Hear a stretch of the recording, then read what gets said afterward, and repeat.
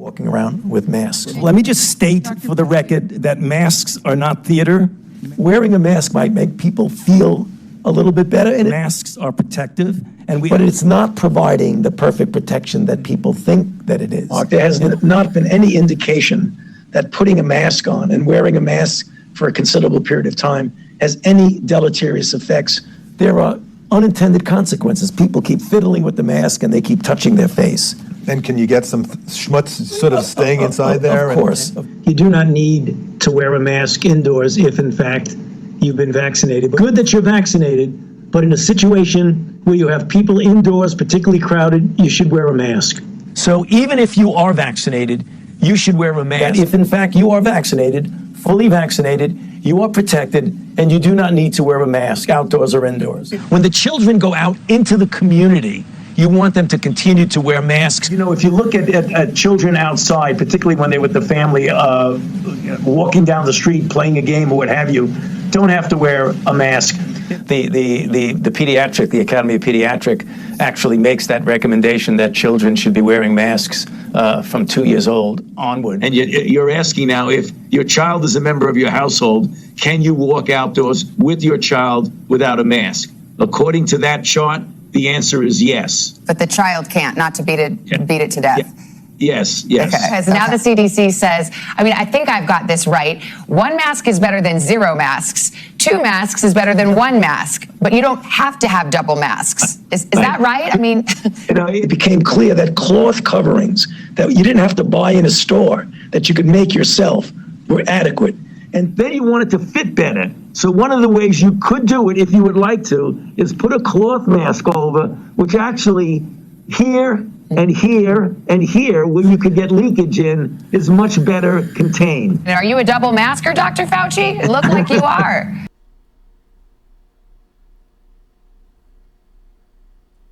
What? Am I missing something?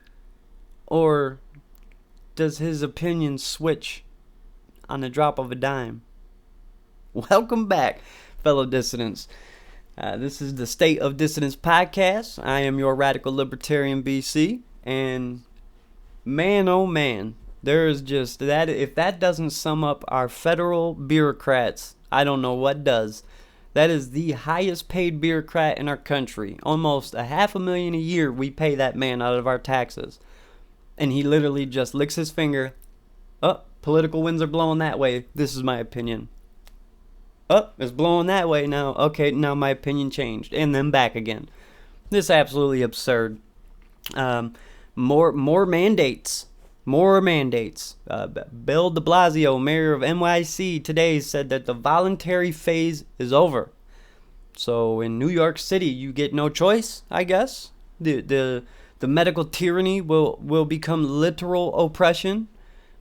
I don't understand how after 18 plus months of this that people haven't realized what's going on. From day one, they politicized this. Now, given the conformity to the lockdowns and the mask mandates at first is in some aspects understandable. We didn't know what the virus was, where it came from, what it was going to do, but the saying from the establishment was 2 weeks to flatten the curve.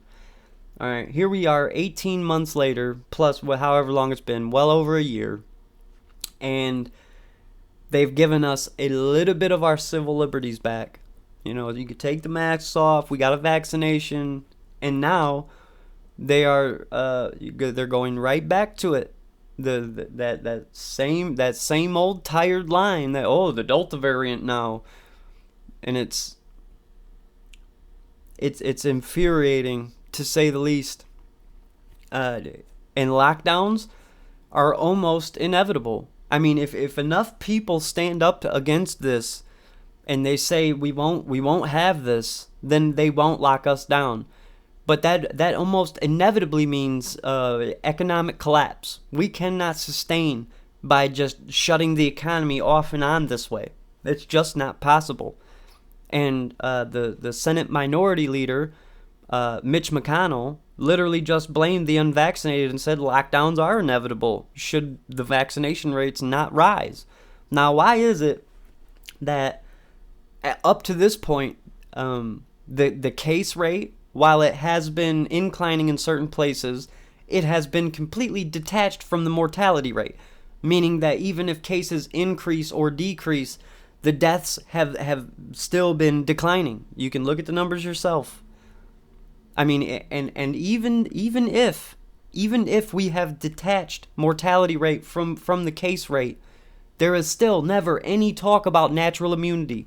If all of these cases have been tested and there is a conclusion drawn that so many people have had COVID, then it's the science, as the leftists like to call it, that those people have natural immunity.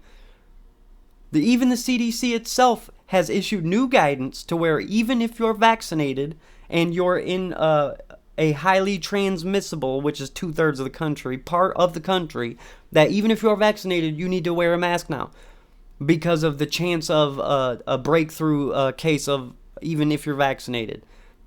But there's never any talk about the people who have natural immunity. They want 100% people vaccinated and they want 0% COVID, both of which are absolutely unrealistic goals. Because for one, some people have allergies and talk to your doctor.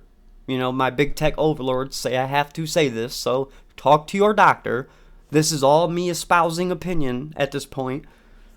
But, you know, it's like some people have allergic reactions. They can't get it. Some people have gone to their doctor and their doctor has advocated against it for one reason or another. So you can't have 100% vaccination. That's not going to be a thing. Okay? And 0% of one, whether it's man-made or it evolves naturally, viruses are with us. Sure, there are some vaccinations that eradicate largely other illnesses and diseases. But eradicating it completely is almost inevitably not going to happen. All right, so, but nevertheless, our federal government, as you can see, has been contradicting themselves left and right, whether it's Fauci or Jen Psaki or Joe Biden himself. They switch back and forth depending on the political winds and how much they think they can get away with. And that's, I mean, if you want to debate against that, by all means, argue with the wall, because everybody else who's paying attention to the establishment and what they are doing understand that this entire virus has been politicized. And this is demonstrated globally. We are the last hope for liberty on this planet. We are the last hope, and if you think there's another country or continent on this globe that has a better chance at liberty, by all means, exit stage left. By all means, you're willing to go there if this country is so terrible. Now, as a libertarian, sure, there are a lot of changes and reforms. We need to roll the state all the way back. There's only a limited function for our government, in my opinion. So is there change that is needed? Absolutely. But to think that you see the protests all over the world. We see it in Europe, in Asia, Australia. Australia is a full-blown authoritarian state right now.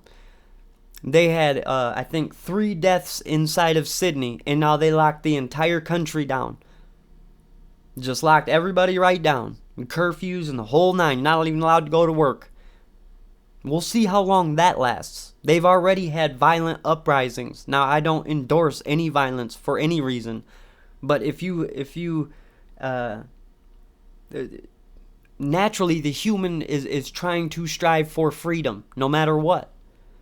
That if you look at the history of the state and humans since recording the state, it has been a constant struggle for more liberty and more freedom. So naturally, a human is going to strive for more liberty, and if you deprive them of that, if you push the oppression far enough, people will revolt, to put it mildly. And we see this all over the world. It's not just Australia. It's in Europe. It's everywhere. It's everywhere. And in our country, we are blessed to have the amount of freedom we do.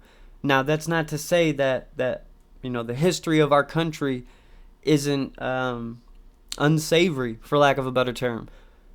But the leftists want to say that because we aren't teaching our children critical race applied principles, that we're denying that slavery happened, or we're some kind of slavery apologist. Nobody I know is apologizing for slavery in a sense that they think it was okay. Nobody I know. Sure, I'm sure there's a radically small number of people who feel that way.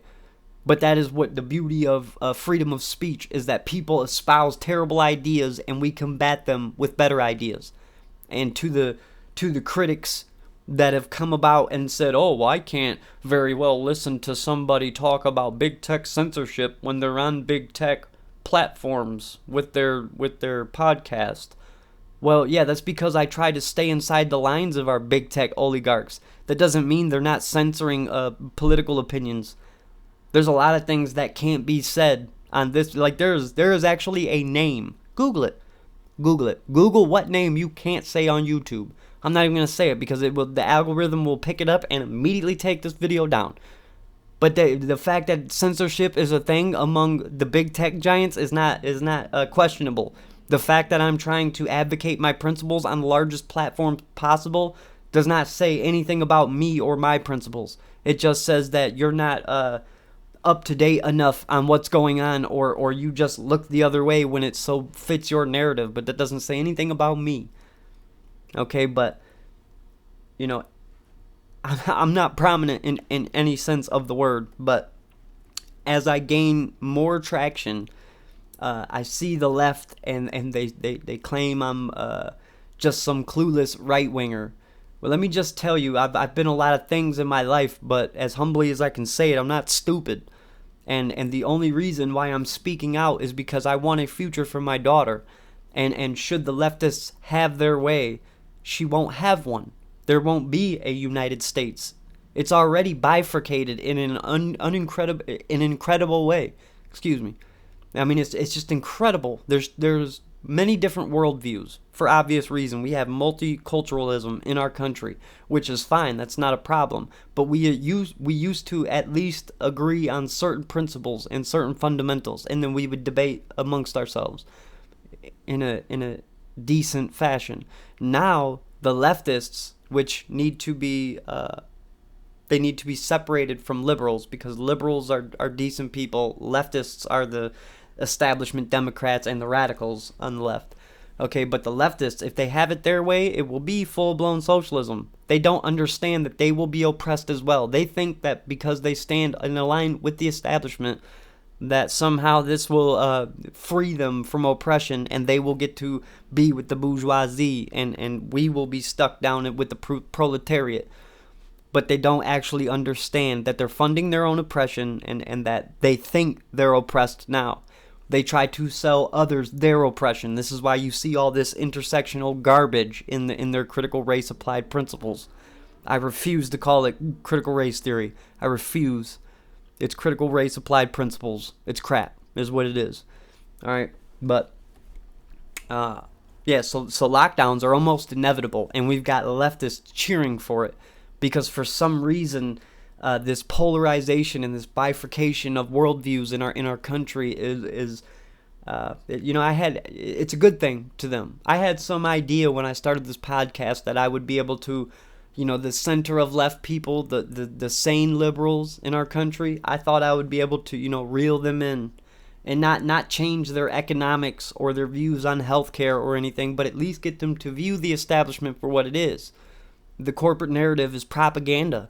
And it has been, and I just wanted to maybe open up the left's eyes to that. But now I see that I'm just advocating for more people to dissent more on our side, on the side that believes in capitalism and freedom and liberty.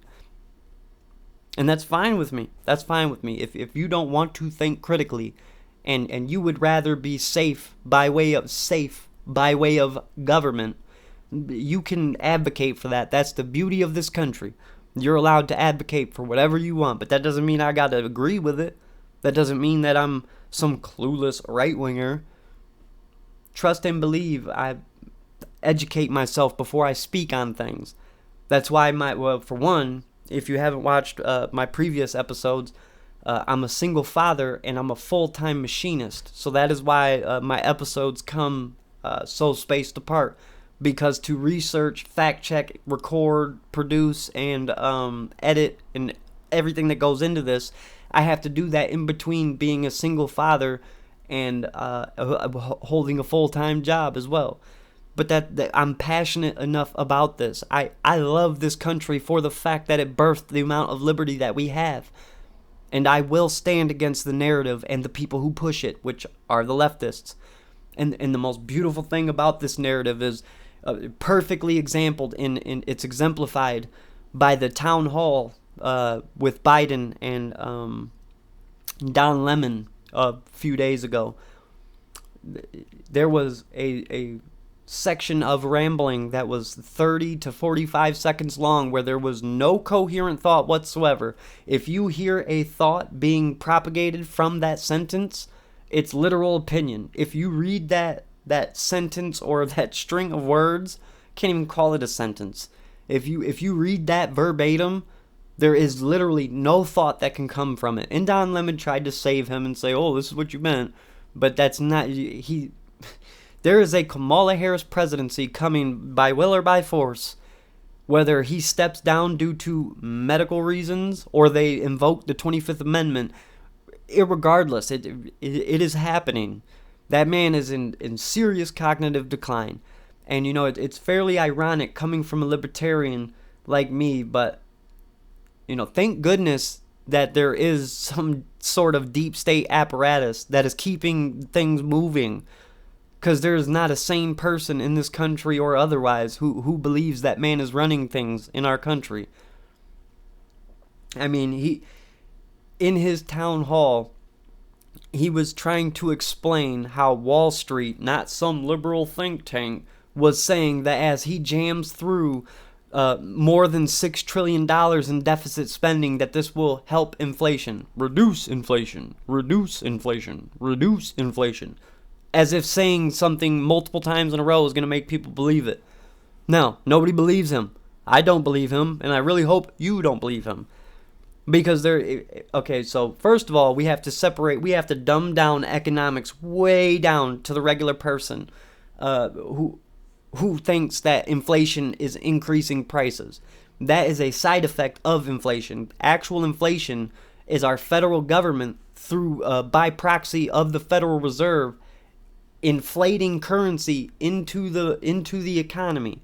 They print more fiat currency, devaluing and debasing our current currency, and that is what inflation is. And a byproduct of this is rising prices and the depletion of our current money and other things. But basically, in the layman's term is inflation is rising prices, and his argument is supposed to be the standard Keynesian economic argument that if they print and spend, it will make economic growth. It will if people heat up the economy, it will grow, and this is supposed to reduce inflation. Now, there's plenty of arguments from a Rothbardian aspect that will refute this.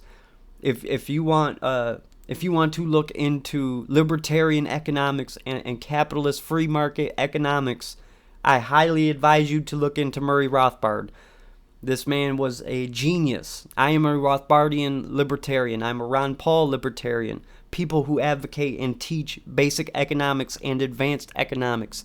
You will start to understand that not only is the Keynesian economic theory wrong, but Biden literally himself in his own argument refuted his own argument. He explained what he was trying to do was make a Keynesian economic argument, and what he did by accident was explain that the federal government interjected in a tyrannical movement, stopped the economy, and then started paying people to stay home. And not only did this cause shortages in the economy, but it inflated the prices. So he explained away his own argument. This is how absolutely out of the, and I feel bad for the man. I don't wish any disdain or health issues on anybody. I'm not your regular radical leftist. These people wish death on Dan Bongino and Steven Crowder because they have illnesses and such. I don't wish ill on anybody. Even my enemies, I wish well. You reap what you sow, right? But it's like, this is where is Biden's family at? They're just parading this man out in front of the public as if he's some great crusader, and he's obviously cognitively deteriorating. There has been a White House doctor, the doctor to the president through Obama and half of Trump, that came out and said, where are the people that were standing up in arms and saying that Trump needed a cognitive test? Where are they all at? Because obviously something is wrong with this man, and he needs to be cognitively assessed. And I agree. Now, while I cannot stand Kamala Harris, and she's obviously a tyrant through her prosecutor record in California, I would take a disassociated but cognitively well person as a president, rather than somebody who's disassociated and evil and cognitively not well. He's already mistaken countries and cities in the Middle East multiple times. So it's like, sure, he's got an administration around him to catch his downfalls and his pitfalls and all this, but it's like, man, this is the man who he leads the free world. He has the nuclear codes. So cognitive decline should not in any sense be acceptable. As of last year, we didn't have any clue what this virus is or what it does. So I understand that certain people conformed. They forfeited their civil liberties willingly. But now that we've seen well over a year of politicization of medical tyranny in a virus, I mean, we are at the point where there's no freedom to choose. We've got dictator mayors saying that the voluntary phase is over. Well, if that's the case, then this whole American experiment is over. No way should a government be able to tell me what I have to or cannot put on my face, let alone what I cannot or what I have to put in my body. There's no talk of any kind of normal in the near future, but there has been a lot of talks and implementation of mandates and lockdowns. We cannot economically sustain another lockdown, and there is a large argument to be had on what caused more devastation, the economic lockdowns or the virus itself, because there's a lot of people that lost their livelihood and aren't getting it back. A lot of people who committed suicide, and a lot of people who are stuck in depression, and a lot of things that happened because the world was just upheaved and stopped. There's an argument to be had.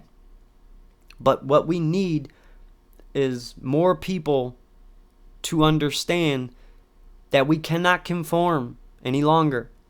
We make risk assessment every day we walk out that front door. So it should be up to the people on whether or not they get the vaccine or they don't, whether or not they wear a mask or they don't. Principles. We need to return to them. Understandably, in a moment of excitement and fear, people were sold their oppression. And while I didn't conform, I just stayed out the way. I understand it. But now we see that the entire virus and pandemic has been politicized. No matter, I'm not downplaying the severity of it, but there is not a doubt in anybody's mind who's been paying attention that it has been politicized. I'll stop with that. By all means, if you enjoy the content and you would like to see more, just like, share, and subscribe. Sharing and liking are the best thing you could do, because sharing helps get the message out, and maybe people who wouldn't normally see it will see it, and like will help uprank it in the algorithms. So by all means, please like, share, subscribe, and I'll catch you on the next one.